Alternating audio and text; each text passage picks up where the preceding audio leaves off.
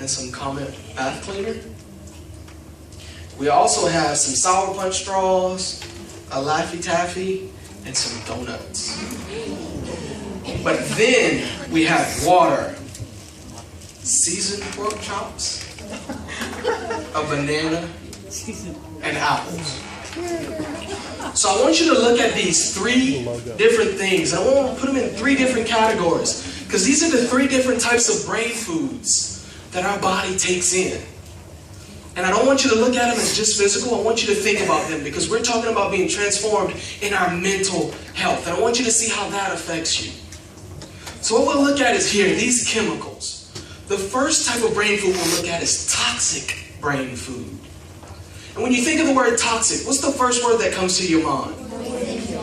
Exactly, poison and death. And when you take in something toxic, it immediately starts to kill you. It starts to destroy you. And so some of the things that you can put into the category of this toxic stuff is, how about pornography, or drugs, or alcohol, or how about things related to Satan that you may be interested in? Or how about things that just teach you about ungodly beliefs, things that teach you differently than what God wants you to learn? These things are toxic. These things poison your mind and immediately start to destroy you. But how about this junk food? How many of you like junk food? I can raise both hands on that, because I love junk food. But here's the deal with junk food, with TV, with movies, with songs that you hear on the radio.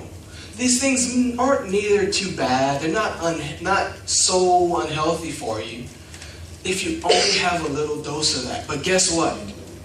The more you start to eat these things, the more your mind starts to take in this junk, the more unhealthy it becomes. It's the same way your body does with this junk food. The more unhealthy it becomes as you do that. But what about this last area here, this bottled water, this pork chop, the bananas, and the apples? Those represent the healthy food, the things that build you up, that encourage you, that make you stronger. Those are the things that God wants us to have in our lives. Those are the things that God wants us to be able to use, because those things will keep us healthy and help us to keep our minds focused where God wants them. So how can we